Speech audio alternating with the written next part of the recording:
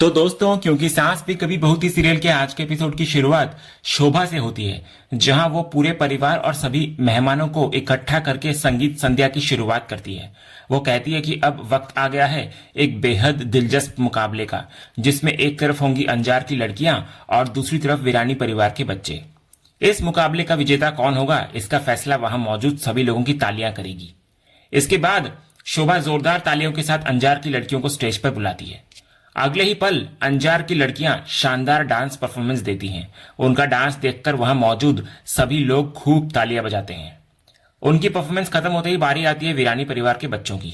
रौनक, समायरा और गरिमा स्टेज पर आते हैं और डांस शुरू कर देते हैं, लेकिन तभी गाने का बीट बदल जाता है। तभी रौनक वहां से हट जाता है, जबकि समायरा और गरिमा पूरे आत्मविश्वास के साथ जबरदस्त डांस करती हुई नजर आती हैं।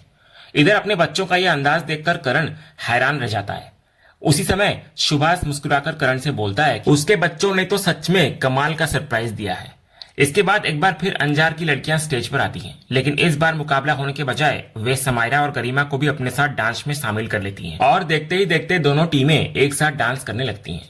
ये देखकर शोभा हैरानी से तुलसी को कहती है कि यहाँ तो मुकाबला होना था, लेकिन सब एक साथ डांस कर रहे हैं। इस पर तुलसी मुस्कुराकर बोलती है कि यही तो उनका असली मकसद था। वो चाहती थी कि पूरा परिवार एक हो जाए और आज वही होता हुआ दिखाई दे रहा है।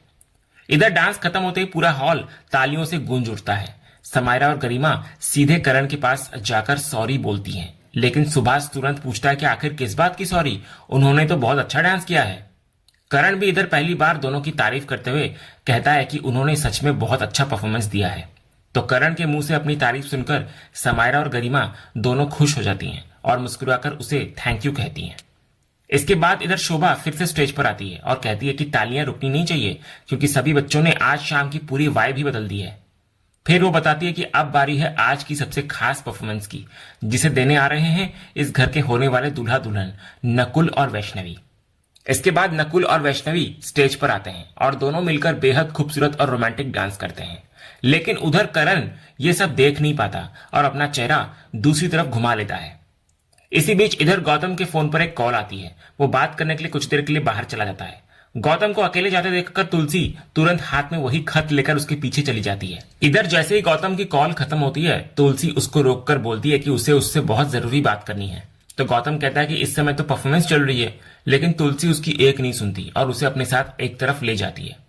अकेले पहुंचने के बाद तुलसी उसे मिहिर का वो खत दिखाती है और कहती है कि ये चिट्ठी उसे उसके कमरे में मिली है।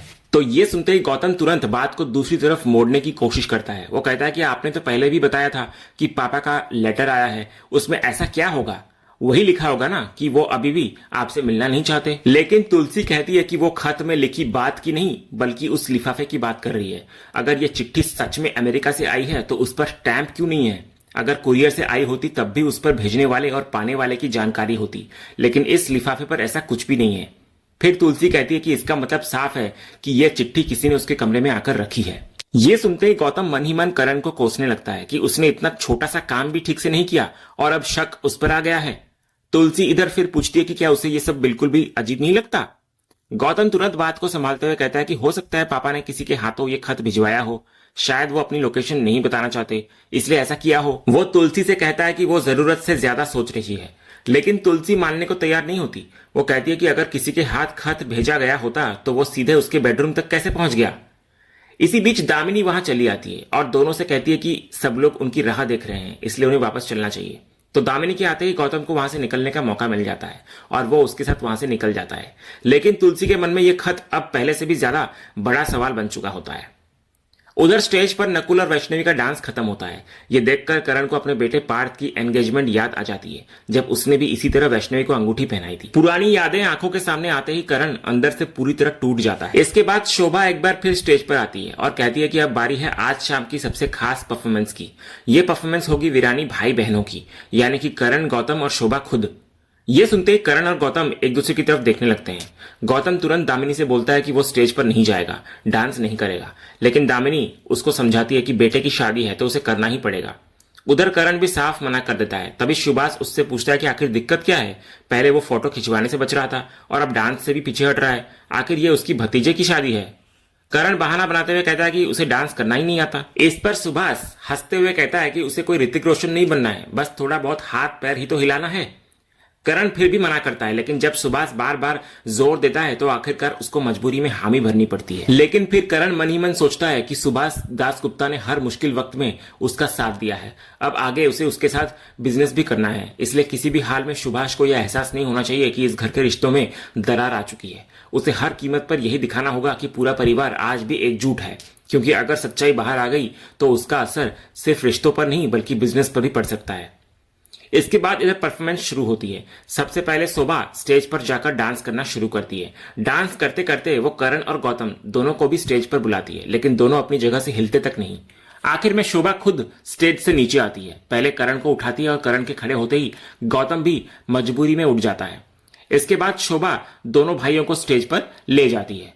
शुरुआत में करण और गौतम बिल्कुल चुपचाप खड़े रहते हैं, लेकिन धीरे धीरे दोनों डांस में शामिल होते हुए नजर आते हैं। हालांकि उनके कदम साथ चल रहे होते हैं, लेकिन नजरें बार बार एक दूसरे से ही टकरा रही होती है। उधर तुलसी ये सब देखकर अतीत में खो जाती है। उसे वो पुराना मौका याद आने लगता है जब मिहिर, हेमंत, अंगद, ऋतिक और पूरा परिवार एक साथ किसी फंक्शन में इसी तरह हंसते गाते डांस कर रहे थे। उन सुनहरे पलों को याद करके तुलसी की आंखें नम हो जाती है। इसी बीच साहिल भी स्टेज पर आकर डांस में शामिल हो जाता है। देखते ही देखते पूरा वीरानी परिवार एक साथ डांस करने लगता है और कुछ देर के लिए ऐसा लगता है जैसे इस घर के सारे गिले शिकवे खत्म हो गए हों। लेकिन तभी खुशियों से भरे इस माहौल में एक ऐसा पल आता है जो सब कुछ बदल देता है। डांस करते करते करण अनजाने में वैष्णवी के सामने आ जाता है। जैसे ही उसकी नजर उस पर पड़ती है, उसका चेहरा गुस्से से भर जाता है। वो डांस करना बंद कर देता है और वैष्णवी की तरफ देखते हुए कहता है कि उसे खुशियां मनाते हुए शर्म आनी चाहिए। शायद वो पार्थ के साथ जो हुआ उसे भूल चुकी है, लेकिन वो आज भी कुछ नहीं भूला। उसके दिल का हर जख्म आज भी वैसा ही ताजा है। इतना बोलकर करण वहां से निकल जाता है। करण की बातें सुनकर वैष्णवी पूरी तरह टूट जाती है। वो सिर झुकाकर खड़ी रह जाती है। ये सब नकुल भी देख लेता है। वो तुरंत वैष्णवी के पास आता है और उसे वहां से एक तरफ ले आता है। फिर वो प्यार से पूछता है कि आखिर करण ने उससे क्या कहा। नकुल उसे याद दिलाता है कि दोनों ने पहले ही तय किया था कि किसी भी इंसान को अपने रिश्ते के बीच नहीं आने देंगे। बा ने भी यही समझाया था कि हर हाल में एक दूसरे का साथ निभाना है, इसलिए आज जैसे खास दिन को किसी की बातों की वजह से खराब नहीं करना चाहिए। इतना बोलकर नकुल उसके लिए पानी लेने चला जाता है। कुछ देर के लिए नकुल के जाते ही समायरा और गरिमा वहां पहुंच जाती है। समायरा ताना मारते हुए कहती है कि वैष्णवी तो शुरू से यही चाहती थी कि इस घर का हर मेंबर दर्द में रहे, खासकर उसके पापा। वैष्णवी एक बार फिर खुद को निर्दोष बताते हुए कहती है कि उसने किसी के साथ कुछ गलत नहीं किया, लेकिन समायरा उसकी बात मानने को तैयार नहीं होती। तभी गरिमा उसे वहां से चलने के लिए कहती है, लेकिन समायरा बोलती है कि पहले वैष्णवी की ये गलतफहमी दूर करना जरूरी है। सिर्फ इसलिए कि उन्होंने उसकी शादी में डांस किया, इसका मतलब ये बिल्कुल नहीं कि वे इस रिश्ते से खुश हैं। वे लोग सिर्फ मजबूरी में ये सब कर रहे हैं। वैष्णवी इधर फिर भी यही कहती रहती है कि उसका कोई दोष नहीं है। तभी इतने में रौनक वहां आ जाता है।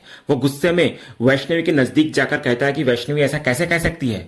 उसके मुताबिक उसी की वजह से इस घर की खुशियां खत्म हुई है और उसी ने उसके भाई पार्थ को उससे हमेशा के लिए छीन लिया। तो रौनक ये बात सुनते ही गौतम वहां पहुंच जाता है। वो रौनक पर बुरी तरह भड़क जाता है और कहता है कि उसे जरा भी एहसास है कि वो किससे इस तरह बात कर रहा है। वैष्णवी उसकी होने वाली बहू है और उसे उसके साथ बदतमीजी करने का कोई हक नहीं है। इतना बोलकर गौतम गुस्से के मारे रौनक को धक्का दे देता है और चेतावनी भी देता है कि अगर उसने दोबारा हद पार की तो बिल्कुल अच्छा नहीं होगा। तभी करण वहां पहुंच जाता है। अपने बेटे को धक्का खाते देखकर वो आग बबूला हो जाता है और गौतम से पूछता है कि उसने रौनक के साथ ऐसा व्यवहार क्यों किया। इस पर गौतम भी पीछे नहीं हटता। वो कहता है कि रौनक ने उसकी होने वाली बहू का अपमान किया है। उसने तो सिर्फ धक्का दिया है, वरना उसका मन तो उसे थप्पड़ मारने का था। फिर गौतम करण से बोलता है कि अगर उसे इस घर में रहना है तो पहले अपने बेटे को तमीज सिखाए। यह सुनते ही करण का गुस्सा 7वें आसमान पर पहुंच जाता है। वो पूछता है कि गौतम का मतलब क्या है, क्या अब ये घर वही चलाएगा या उसके बेटे को खाना भी वही खिलाएगा। गौतम कहता है कि बात को घुमाने की जरूरत नहीं है। वो कहता है कि तेरे बेटे को इसलिए नहीं बचाया मैंने कि वो मेरी फैमिली की इंसल्ट करे। करण भी कहता है कि बचाया तो कोई एहसान नहीं किया तूने, बल्कि पैसे दिए हैं मैंने, इसलिए मेरे परिवार से सोच समझकर बात करना। इस घर का रेंट भी मैं ही दे रहा हूं। लेकिन गौतम भी जोर से कहता है कि सिर्फ किराया देने से कोई पूरे घर का मालिक नहीं बन जाता। वो करण से कहता है कि अपना रोब अपने बच्चों पर चलाए और उसके बच्चों से दूर रहे। इसके बाद दोनों भाइयों के बीच बहस इतनी बढ़ जाती है कि दोनों एक दूसरे पर जोर जोर से चिल्लाने लगते हैं। करण कहता है कि यह उसका घर है और यहाँ वही होगा जो वो चाहेगा। गौतम भी तुरंत कहता है कि यह घर सिर्फ करण का नहीं, उसका भी है, और अगर किसी ने उसकी होने वाली बहू वैष्णवी के साथ दोबारा बदतमीजी की तो वो बिल्कुल बर्दाश्त नहीं करेगा। करण गुस्से में पूछता है कि आखिर वो क्या कर लेगा। गौतम भी चुनौती देते हुए कहता है कि जरूरत पड़ी तो करके भी दिखा देगा। दोनों भाइयों की लड़ाई हाथापाई तक पहुंचने वाली होती है कि शोभा बीच में आकर दोनों को रोकने की कोशिश करती है, लेकिन करण अब भी गुस्से में उसी से कह रहा होता है कि वो पहले गौतम को समझाए।